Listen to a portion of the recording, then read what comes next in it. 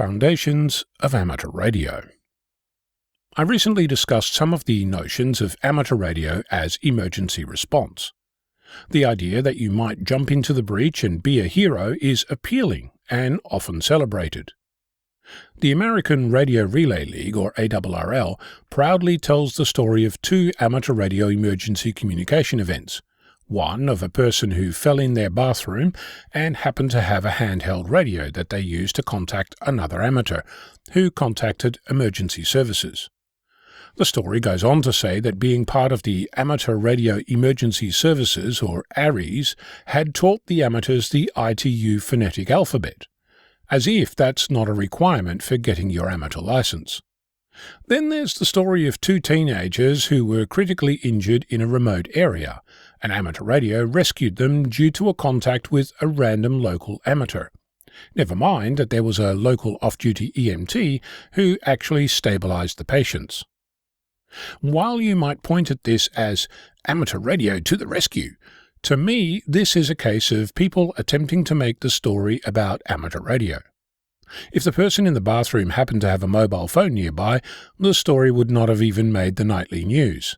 And if the people in the remote area had actually prepared properly, they'd have had an emergency position indicating radiobeacon or EPIRB and a satellite phone, rather than accidentally bumping into a random radio amateur. Moving on, have you ever noticed that your mobile phone stops working after a couple of hours during a power outage? It's because mobile phone towers run on batteries that, depending on load, might last up to 12 hours, often much less than that, anywhere from down when the power goes out to 3 hours until the batteries fail. Note that I'm not talking about the battery in your phone, I'm talking about the ones in the tower serving your phone. I mentioned previously that there was a network outage affecting 40% of the Australian population. The get-out-of-jail card was that the rest of the population still had mobile, landline and internet connectivity. What would happen if the other network operator also went down? Is there a place for amateur radio in those scenarios? Let's explore. If all mobile, telephone and internet networks were down, what would that look like? Could you call an ambulance or the fire department using amateur radio? Who would you talk to? On what frequency? And on which radio would they be listening? Would you set up your portable shack in the local hospital or fire station? Would ambulances and fire services be able to coordinate during such an outage? Or would you have your local amateur club ride along on every ambulance and fire truck? What does such a system look like in actuality? Has there been any planning or training for this? Are there refresher courses and special certifications? Does your local community have anything like this in place, or are you starting from scratch? During widespread and long-lasting fire emergencies in Australia, radio amateurs have acted as emergency services radio operators.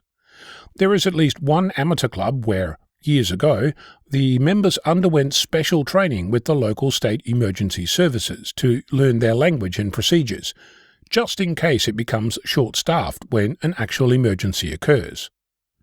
I've often said that doing contests is a good way to learn how best to operate your station and how to work in adverse environments with lots of interference, man-made or otherwise. The reality is that it's more likely than not that you'll be using a line-of-sight FM radio in the emergency services communications bunker than sitting in the rubble of your shack using HF with a wire antenna running off battery trying to get someone, anyone, to help you and your community. There are official amateur radio emergency organisations, WISN in Australia, ARES and RACES in the United States. Much is made by these organisations about joining and training, but very little in the way of actual emergency response. Is that a marketing issue, or are these types of organisations obsolete and waiting to be disbanded? My point is this. If amateur radio is really a service, as the WIA states, a trusted partner in emergency response, or, as the ARRL puts it, when all else fails, even making that a registered trademark, where is the evidence of their activity? Where are the annual reports, the after-action lessons learned, the inter-team competitions, the talks at local clubs, the league tables of emergencies handled, lives saved and babies born? To give you insight into just how broken this is, Any licensed amateur can become a member of ARIES, but you can only read their newsletter if you're a member of the ARRL.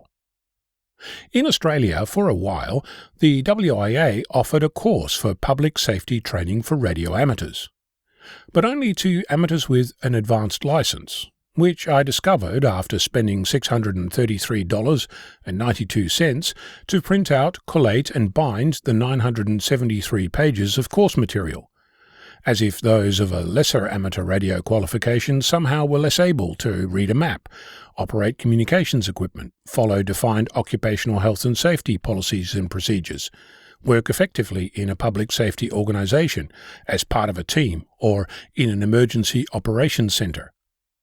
So, what's your plan for providing amateur radio as a service?